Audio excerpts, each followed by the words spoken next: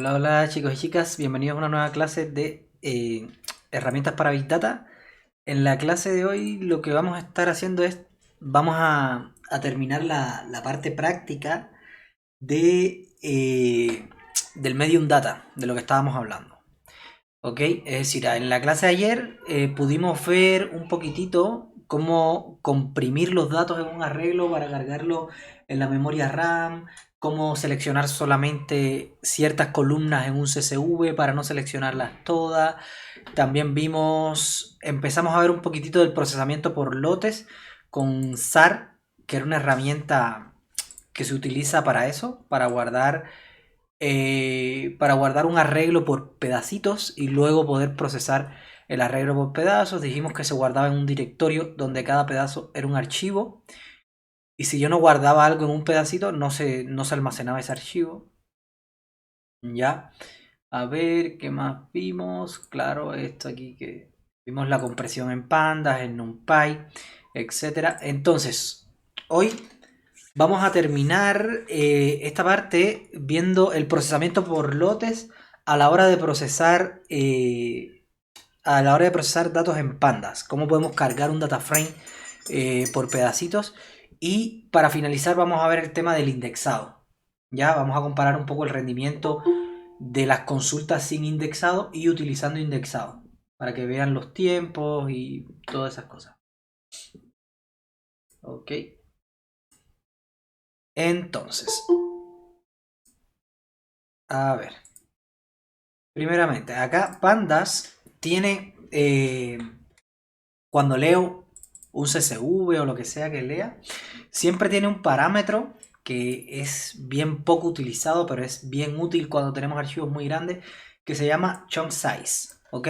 Chunk size lo que hace es que le especifica a Pandas de que ese CSV yo no quiero cargarlo de una. ¿Ok? Sino que quiero que me cargue cierta cantidad de filas en cada momento. ¿Ok? Entonces, para este caso, ya lo que yo quiero es que me cargue cada vez 1 millón de filas. Ahí vimos el archivo este que tiene, no me acuerdo cuántos millones, pero tiene hartas filas, ¿ok? Que es el de los vuelos del 2008. Entonces, nosotros vamos a cargar solamente la columna depth time. No vamos a cargar todo el data frame, ¿ok? Entonces, de esa columna, si se dan cuenta, hay muchas de estas estrategias que a veces se combinan, ¿ok? Entonces, lo que vamos a hacer es calcular el máximo de esa columna, ¿ok? Entonces, para eso vamos a hacer dos estrategias. Primero, bueno, esto aquí es para tener un contador de tiempo y saber un poquitito cuánto se demora las diferentes estrategias,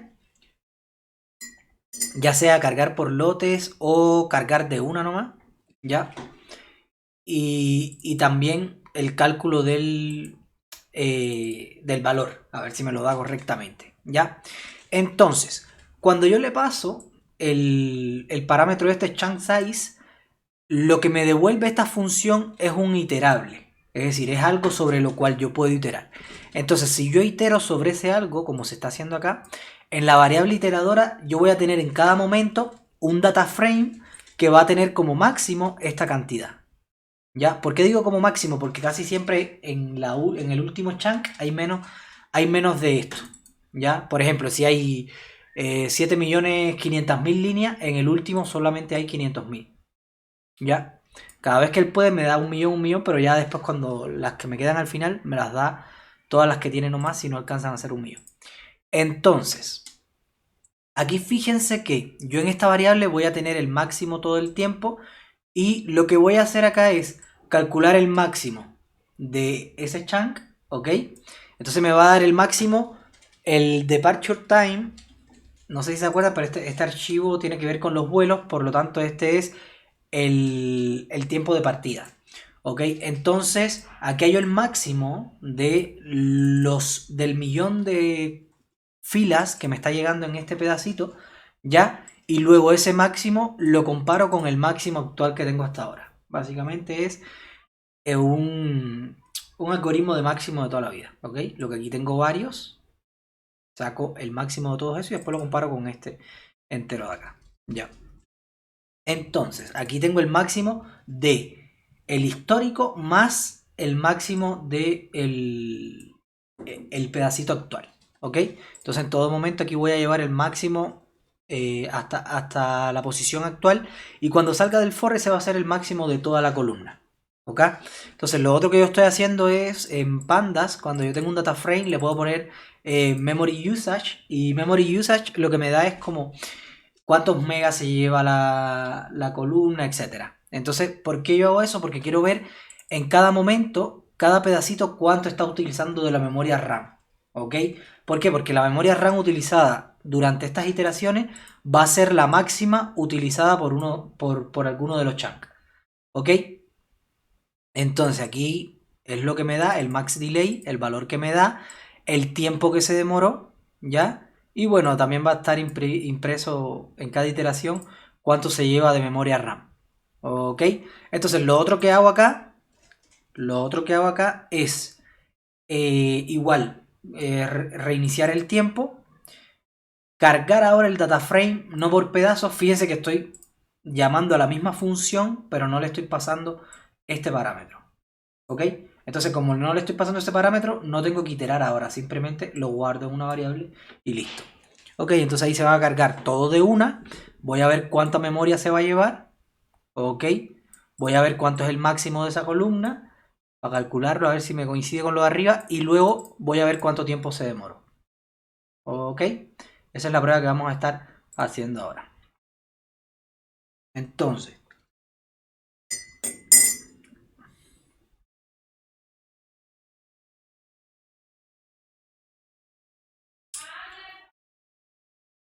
ya. A ver, el tipo es int64 porque no lo cargamos, no le pasamos que fuera menos que eso.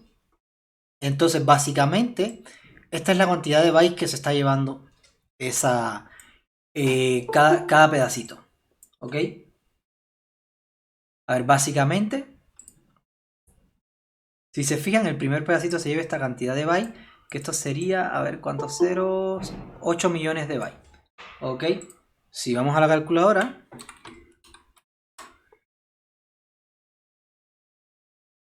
8 millones de bytes entre 1024 y entre 1024. Ya es alrededor de 7 megas. ¿Ok? Alrededor de 7 megas. Entonces sabemos que en cada iteración en la memoria RAM se están cargando 7 megas. ¿Ok? Aquí se cargan 7 megas, un aproximado. 7 megas. Y aquí un poquito menos porque, por lo que les decía, que el último chunk muchas veces no viene el millón completo, sino que viene lo que sobra. ¿Ok? Entonces el tiempo que se demoró fue alrededor de 6 segundos. ¿Ok? Y el máximo que calculó fue 2400. Ya, el máximo tiene que coincidir en los dos. Entonces aquí fíjense que, claro, lo calculó un poco más rápido. Bueno, en este caso, el data frame cabe en la memoria RAM. Hay muchos casos que no cabe. Ya, pero esto es una prueba para que ustedes vean. Hay muchos casos que no hay otra vía que solucionarlo de la manera esta que ven acá arriba. ¿Ok? Pero bueno, en este caso lo que queremos comparar es si el beneficio que me da disminuir el tamaño en la RAM lo compensa también con rapidez en el procesamiento. Porque si se demora mucho procesando, igual tengo que ver si el beneficio equivale al costo o no.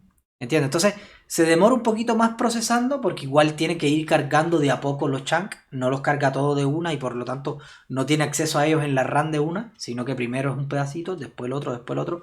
Y así, entonces el tiempo de cargarlo de una sola siempre va a ser más rápido en caso de que se pueda. Pero como les decía, hay muchas veces que no se puede. El resultado sí siempre va a ser el mismo, porque estoy calculando lo mismo, lo único que con dos estrategias diferentes. Y la gran diferencia viene acá. ¿Ok? La gran diferencia viene acá, que esta es la cantidad de. La cantidad de megas que se lleva, que esto sería entre. No tengo esto. Ahí sí. Entre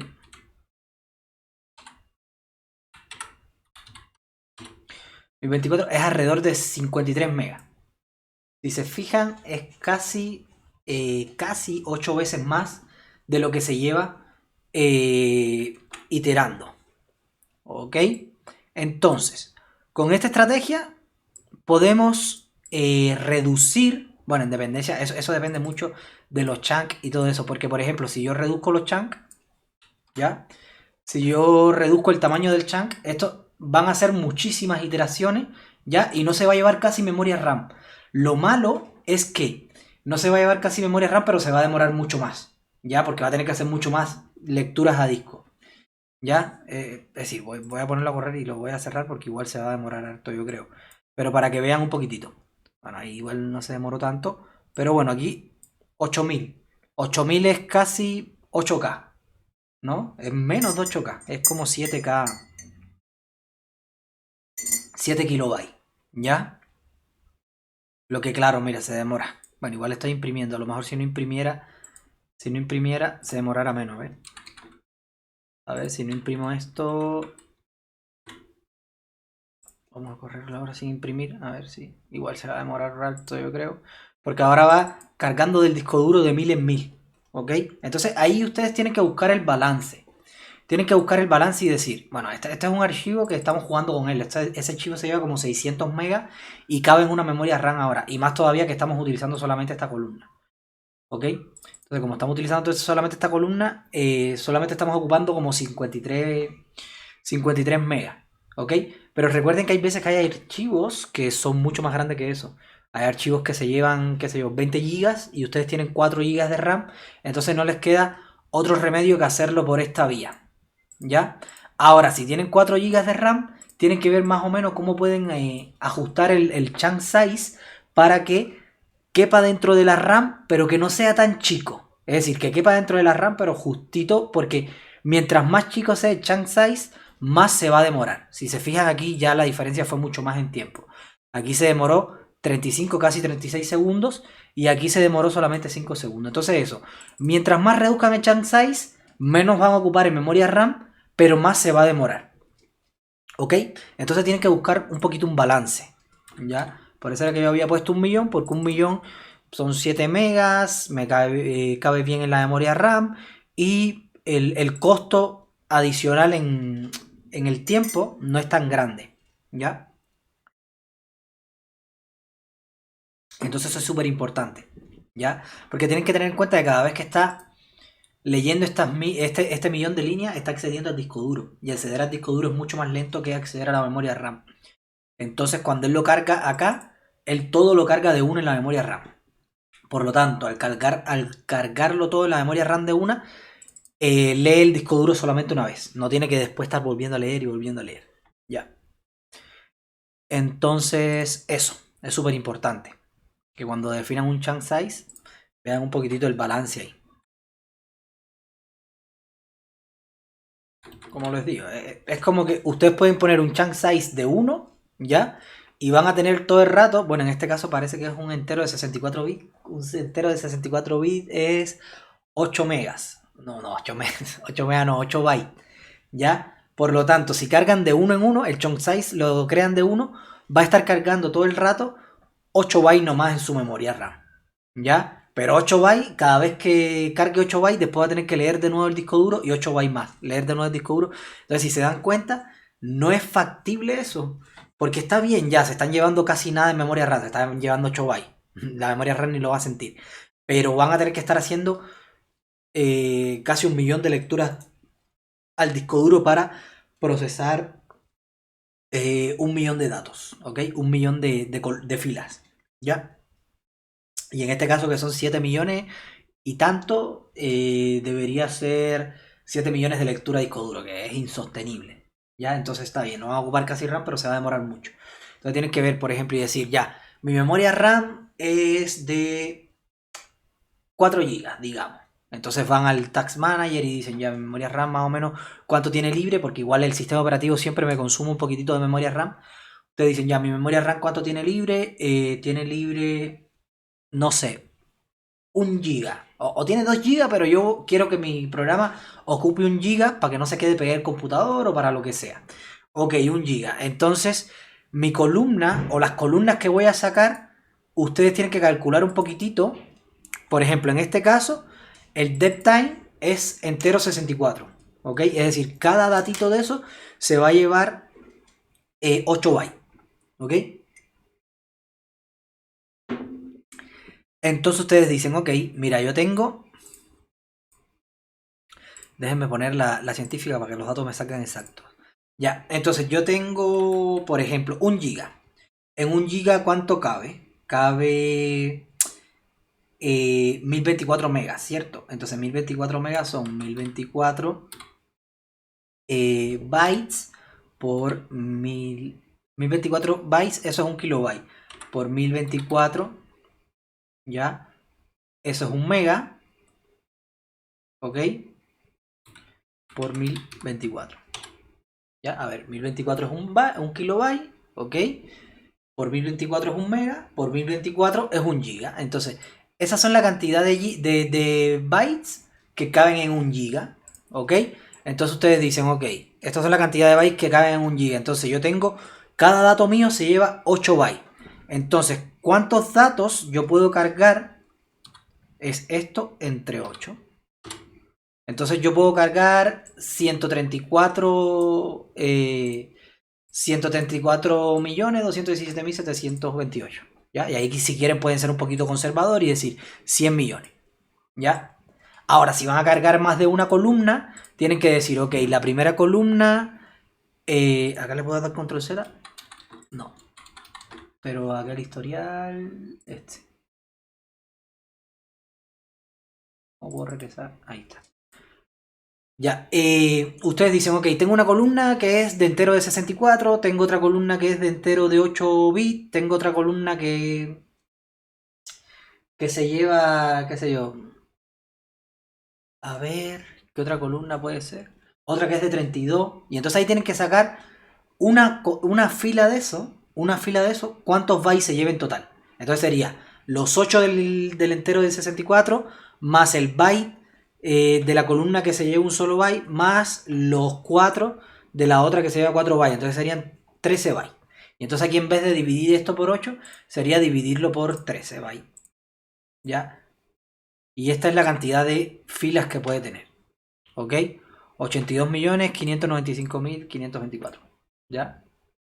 No se tomen nunca tampoco tan exacto esto, porque recuerden que también ahí carga un poquito de metadatas y esas cosas, pero son bien reducidas. Entonces ahí siempre, esto ténganlo como un contador que se va un poquito por encima. Es decir, que sea un poquito por debajo. Entonces si pueden, claro, aquí en vez de tener 82 millones, carguen un chunk de 80 millones. ¿Ok? Bueno, esto es por 1 GB. En realidad, si ustedes dicen, oye, yo quiero que mi memoria RAM solamente se cargue un 100 megas, igual hacen el cálculo en vez de par giga para los 100 megas. Y así sucesivamente. De hecho, no sé si saben que en Amazon, por ejemplo, en los servicios estos de la nube, por ejemplo, en Amazon hay un servicio que se llama Lambda, ¿ya? Funciones Lambda, que son súper útiles y se utilizan ahora mucho, mucho.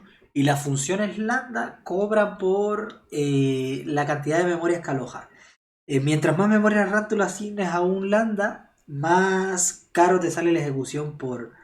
Igual los Lambda son súper baratos, pero más caro te sale por hora. O por segundo parece que te cobra. O no me acuerdo, pero lo que sí sé es que mientras más le reserve memoria, más caro es. Entonces ya a lo mejor ustedes pueden decir, mira, ¿sabes qué? Yo voy a crear un Lambda de 128 megas, ¿ya? Y yo mis datos voy a hacer que quepan en 50 megas. Entonces pueden utilizar esas estrategias para esto también, ¿ya? Son estrategias que son como bien generales y que sirven para todo eso. Entonces ustedes calculan más o menos cuántas filas pueden cargar a la vez, ¿ya? Y cargan esa cantidad de filas acá con pandas o con lo que sea. Entonces eso les va a garantizar de que la memoria va a estar ocupando una cantidad de bytes definida por usted. Y que no va a depender del tamaño del archivo, sino sino que va a depender de lo que usted haya definido como un tamaño de chunk. ¿Ok?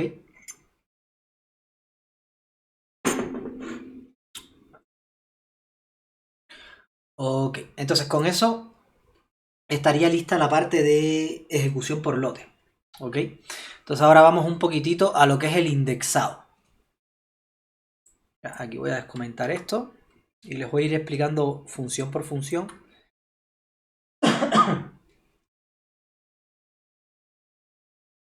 ¿Alguno de ustedes ha trabajado con pandas, NumPy y esas cosas antes o ninguno ha trabajado con estas herramientas? Si es que no me equivoco, tuvimos un proyecto de datos donde tuvimos que hacer exactamente eso. Teníamos un Excel demasiado grande y lo tuvimos que partir en chunks. Bacán.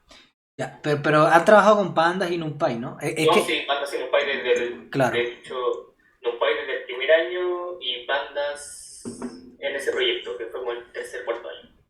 ya, bacán. Claro, porque el tema es ese, el tema es que para el procesamiento de datos y todo eso, actualmente son como los estándares de la industria. Es decir, hay otras herramientas como las que hemos estado viendo acá, como SAR y como Sparse, pero si se fijan, como que tratan de ajustarse siempre a NumPy. Porque como NumPy es tan consumido y es tan bueno porque funciona súper bien, lo que hacen es que tratan de ajustarse a los estándares de NumPy. Y entonces lo que hacen es como una capa por encima. Ya, entonces, eso. De hecho, ahí si nos alcanza el tiempo de ver Rapids AI, Rapids es como una herramienta que me permite a mí ejecutar código de pandas y NumPy. Bueno, en realidad no es pandas y NumPy, es como una versión que hicieron ellos, que es de Nvidia, y es para ejecutar eso en el GPU y no en el CPU, y corre mucho más rápido. Y entonces esto nos es súper útil porque a veces el GPU incluso tiene menos memoria que el CPU. ¿Ya? Entonces con los chunks y con Rapids AI yo puedo cargar los chunks a la tarjeta de video y calcularlo desde ahí y casi vuela eso. Bueno. Hay una consulta, entonces el bus que va a la tarjeta es más rápido que el que va a la RAM o es simplemente por tener más espacio. No, a ver, el tema es... Más, más que con la RAM, tiene que ver con el CPU. ¿Ya? El GPU es como más... Bueno, es que el GPU generalmente contempla memoria y también contempla procesamiento. Ya tiene como las dos cosas en una. Un GPU tiene las dos cosas en una. Bueno, el GPU no, pero el... Sí, no sé si han visto que a veces dice, no sé, mi GPU tiene 4 GB. Mi GPU tiene 1 GB. Esa memoria, eso no es RAM. Eso es VRAM. ¿Ok? Claro. Que es como la del video. Entonces, más que con la velocidad de la RAM, es con la velocidad del CPU. Porque no sé si ustedes saben, pero el CPU es como una unidad de procesamiento general. Que está hecha para que haga cualquier cosa. ¿Entiendes? Es decir, para que sume, reste, multiplique. eh, todo lo que pueda hacer ensamblador lo tiene que saber hacer el CPU. ¿Entiendes? No sé si han trabajado con ensamblador antes, pero el ensamblador tiene como una serie de instrucciones y el CPU tiene que poder hacer todo eso. Imprimir por pantalla, leer de los puertos USB. Tiene que ser muy polivalente el CPU. Bueno, el CPU es el cerebro de nuestro computador. ¿Entiendes? Pero el GPU es como lo mismo. Es como que dijeron, ok, necesitamos una unidad de procesamiento, pero especializada en algo específico. No es como el CPU que es como general. ¿Ok? Entonces el GPU lo hicieron para procesamientos gráficos acelerados. ¿Ok? Entonces es como un chip, igual que el CPU, pero ahora en vez de ser para uso general, es para procesamiento gráfico.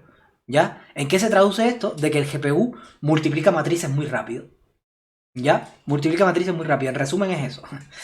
La multiplicación de Yeah. matrices, el GPU lo hace muy rápido. ¿Por qué? Porque es lo único que hace. No sabe hacer nada más. ¿Ya? Es como un chip optimizado para eso.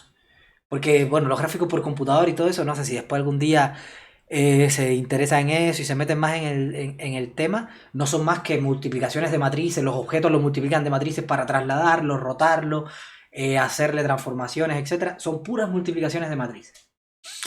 Entonces, de ahí nació el GPU. ¿Ok? Ahora, lo que sucede es que en muchas otras aristas que no tienen que ver ya con la visualización por computador, que no tiene que ver con el tema este de los gráficos por computadores, igual en otras aristas se necesita multiplicar matrices muy rápido. ¿Ya? Y entonces se aprovechan de las capacidades que tiene el GPU para hacer lo mismo. Por ejemplo, para entrenar una red neuronal, si algún día o si han estudiado deep learning o algo de eso, se darán cuenta que una red neuronal no es más que multiplicaciones de matrices, donde se van reajustando los pesos y se vuelve a multiplicar por matrices. Incluso cuando se reajustan los pesos, es multiplicando por una matriz.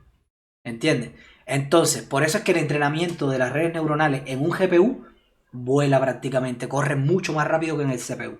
¿Entiendes? Entonces, por eso es que, a pesar de que el GPU no estuvo pensado en un principio para entrenar redes neuronales, porque ni existía en aquel entonces, ya se utiliza también para eso.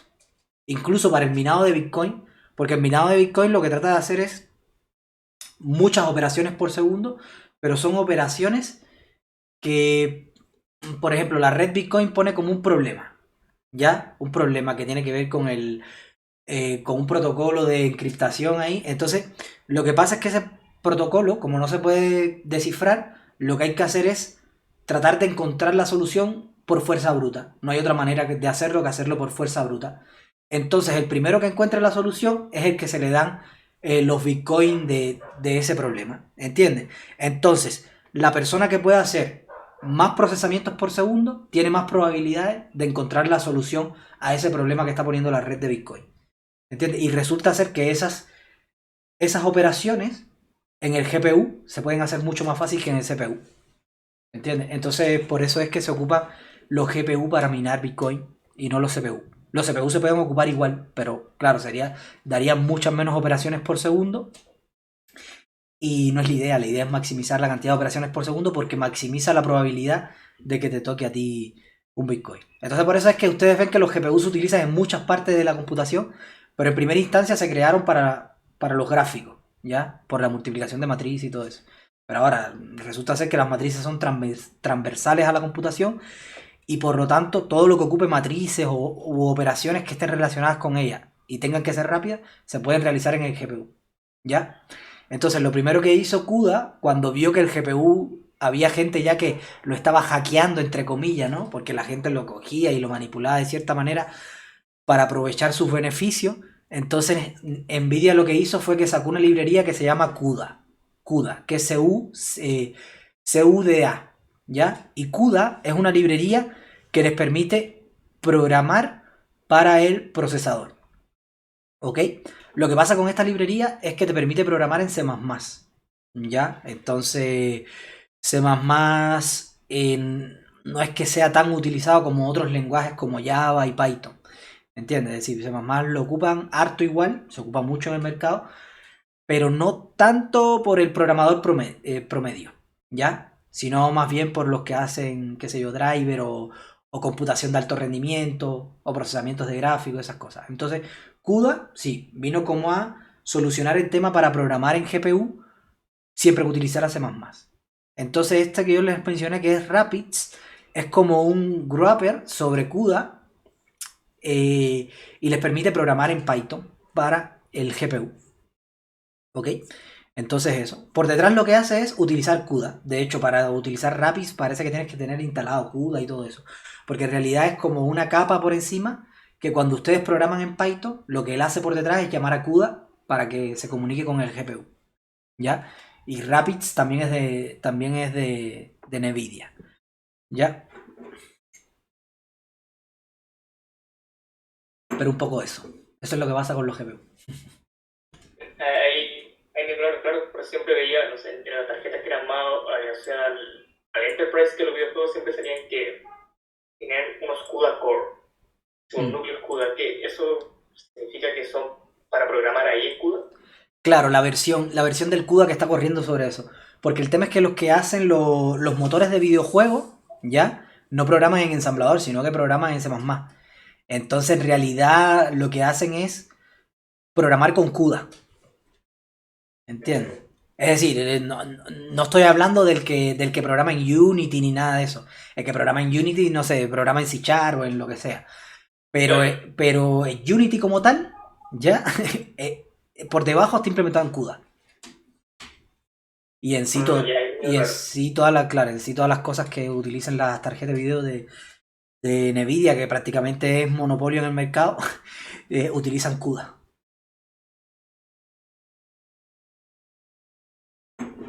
Ya, es una librería, CUDA es una librería de C++, nada más que eso. Y claro, los que desarrollan los engines de videojuegos y todo eso, lo desarrollan en C++ porque tienen que ser rápidos. Pero no los desarrolladores de videojuegos, sino los desarrolladores de los motores de videojuegos. Como Unity, ¿cuáles son los otros? Hay varios. Unreal parece que se llama uno. Sí. Todo eso. Esos por detrás utilizan CUDA. Ya. Entonces. Ya, aquí. Por ejemplo, esta función, ¿qué es lo que hace? ¿Ya? Esta función, yo lo que quiero hacer es obtener, ¿ya? Obtener los vuelos hacia determinado estado. ¿Ok? Los vuelos hacia determinado estado. Ahora, yo eso aquí lo estoy haciendo a través de lo que habíamos visto acá arribita, ¿ya? Que es el procesamiento por lote. ¿Ok? Entonces aquí estoy leyendo el CSV, estoy utilizando solamente estas columnas y estoy leyendo de 1.000.000 a 1.000.000, ¿no? Parece que Python tiene esta opción que yo le puedo poner así y él no me da problema.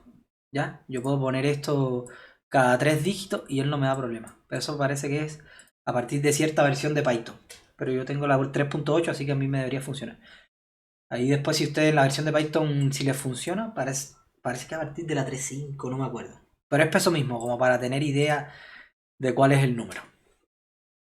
Ya, entonces eso es 1.000.000. El chunk size es 1.000.000. Y entonces aquí yo voy a estar leyendo de 1.000.000 en 1.000.000, pero yo no me voy a quedar con todos esos datos. Porque si yo me quedo con todos esos datos y los concateno, es como si los leyera de uno. Entonces mejor los leo de una. ¿Ya? Entonces yo, de este pedacito que estoy leyendo, solamente me voy a quedar con los que cumplan que en la columna destino son igual al estado que me están pasando por parámetro.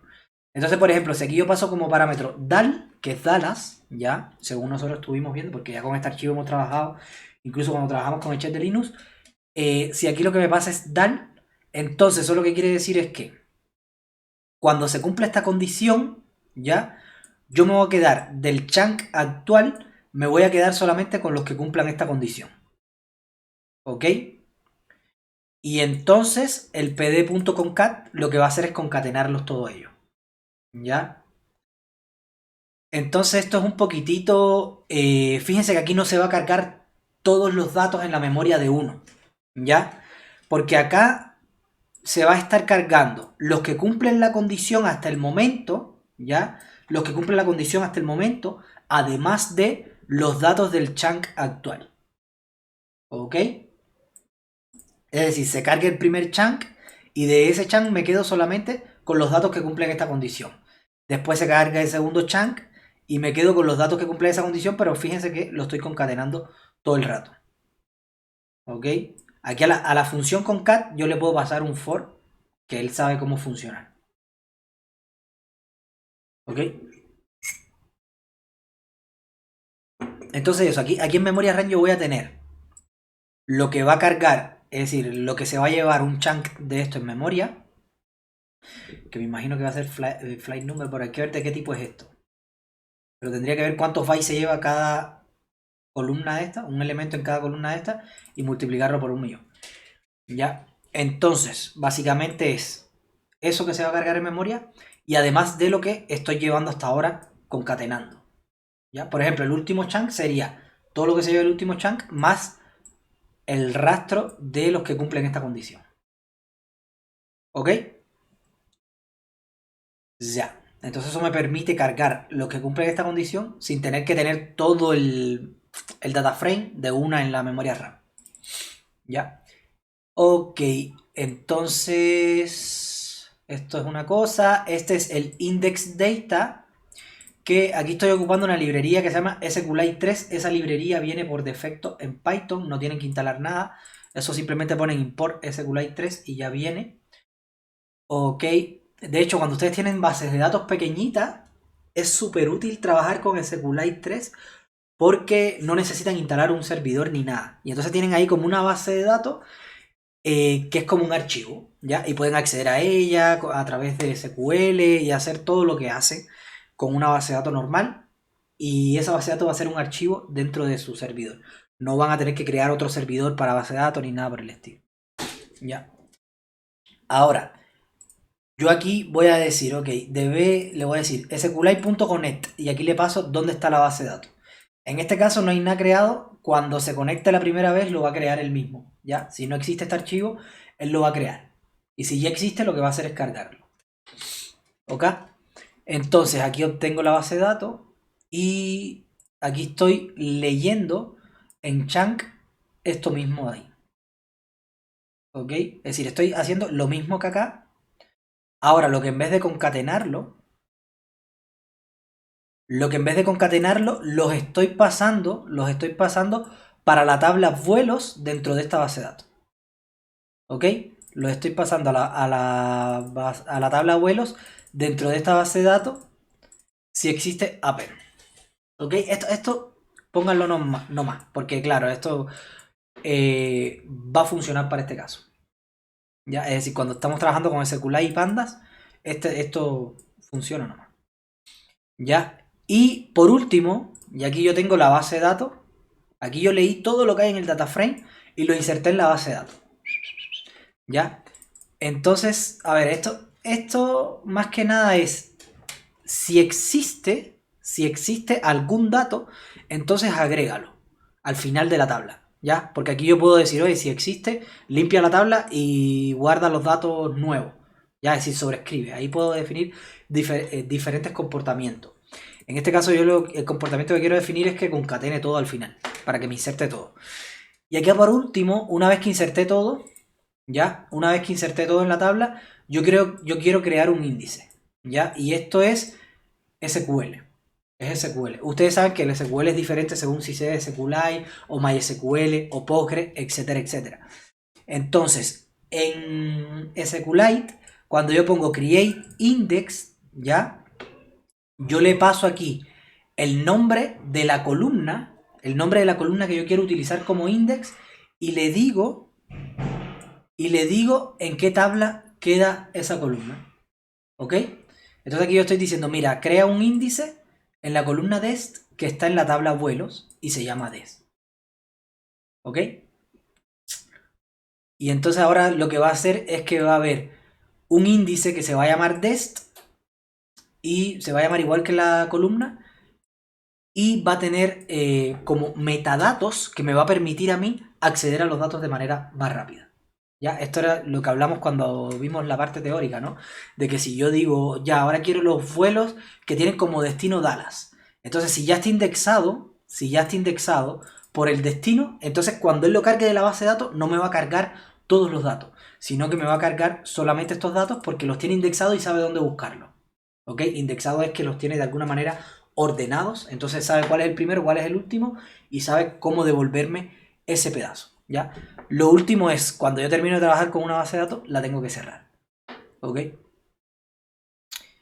Y listo. Bueno, aquí tengo getPD, getSQL, ya, y esta es la consulta en pandas para obtener los datos desde ahí y esta sería la consulta en SQL. Es lo mismo pero en SQL. Me conecto a la base de datos, ¿ya? Y le digo, dame todas las columnas de la tabla vuelo donde el destino es igual a este que me van a pasar por aquí. ¿Ya? Entonces aquí tengo que pasarle el query, que es este. Entonces donde yo quiera ponerle algún parámetro, le tengo que dejar el signo de interrogación este que ven acá. ¿Ya? Entonces aquí en este signo de interrogación quiere decir que yo le voy a pasar un parámetro. ¿Qué parámetro? Este de acá.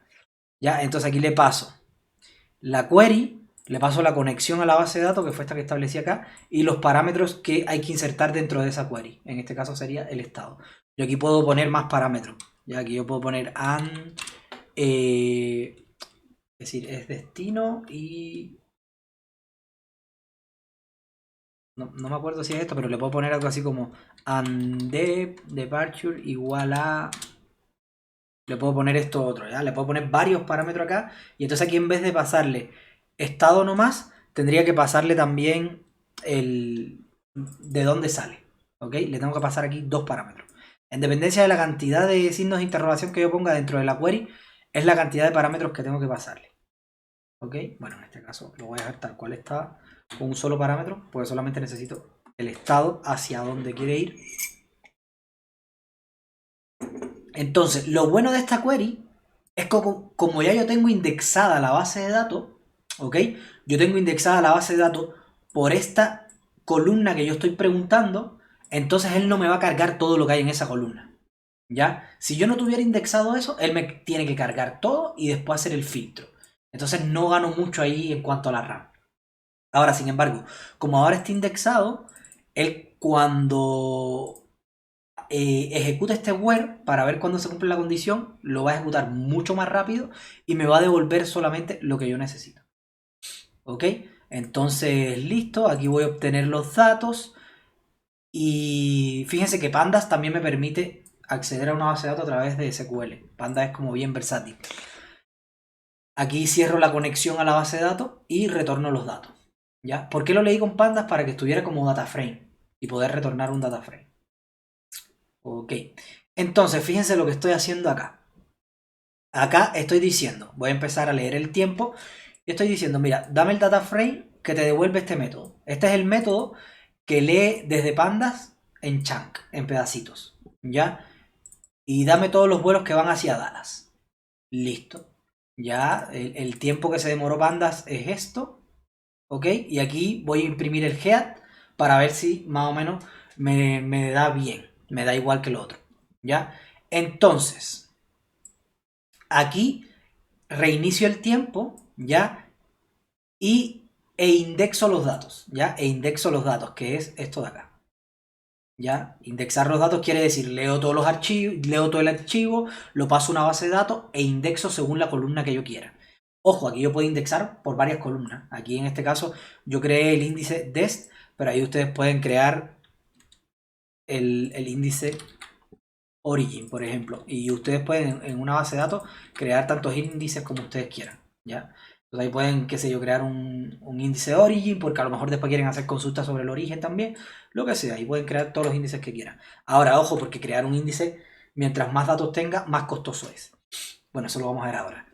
Y el tema es, claro, ahí vamos a ver un poquito cuánto se demora en crear el índice, y después que ya está creado el índice, vamos a hacer la misma pregunta que hicimos acá, pero en lugar desde pandas, vamos a hacerlo desde SQL. Y vamos a ver qué tiempo se demora.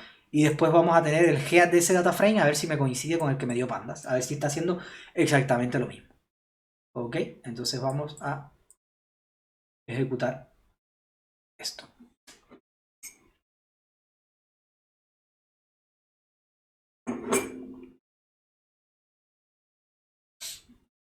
Ya. Pandas se demoró alrededor de 7 segundos. ¿Ya?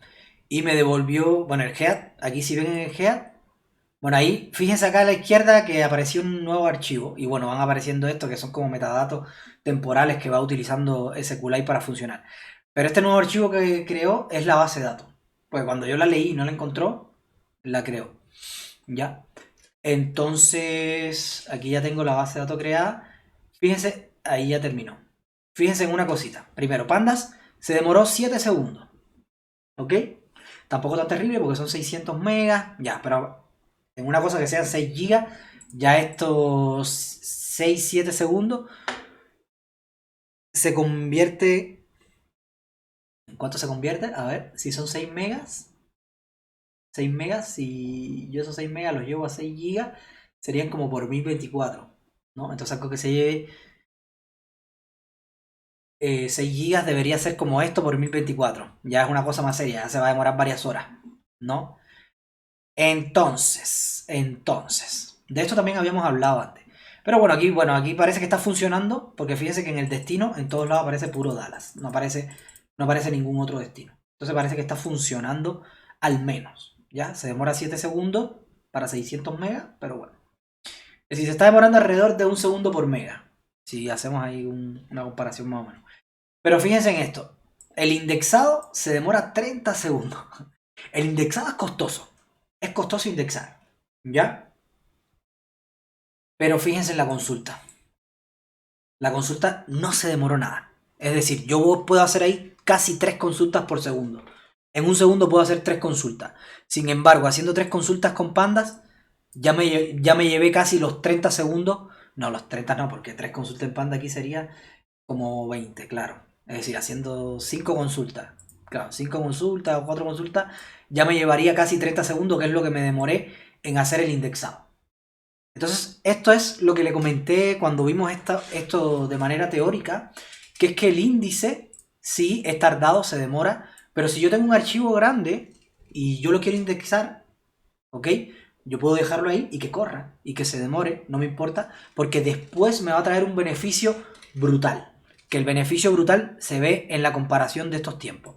Una cosa que me tardaba 7 gigas, ¿ya? 7 segundos en pandas, fíjense que aquí se demoró 31 segundos. 31 segundos no, 31 milisegundos, lo que sea. ¿Ya? Es decir, un tercio de un segundo.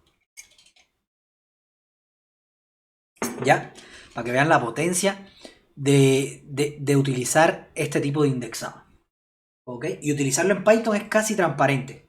Casi transparente, ¿por qué? Porque lo único que hicimos fue utilizar una librería que ya estaba en Python. Déjame ver si desde aquí me permite ver las propiedades de este archivo. No. A ver. El archivo que me creó está acá. Entonces veamos una cosita. 350 megas. ¿Ya? 350 megas. ¿Y esto? 657. Pero bueno, tampoco es tan justo porque este de acá tiene todas las columnas.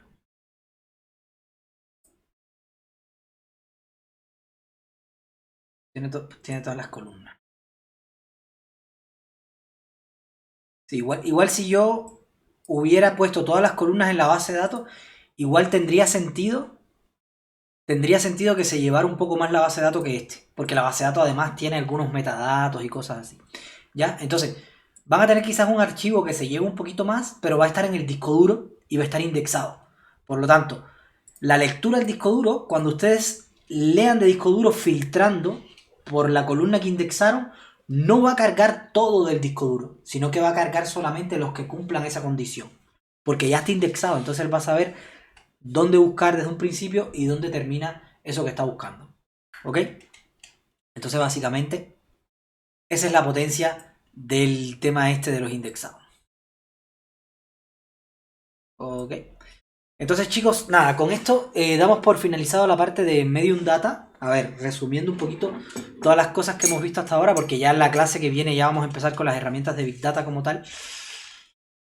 Para resumir un poco el camino, a ver, lo que vimos en un inicio fue el tema de el shell de Linux orientado al procesamiento de datos. Es decir, si yo tengo mi servidor y tengo cosas que caben en la RAM y que no son tan complejas, bueno, lo hago en el shell de Linux y súper rápido y no tengo ni siquiera que instalar nada porque me conecto a través de un cliente SSH y ejecuto todo en la propia consola del servidor.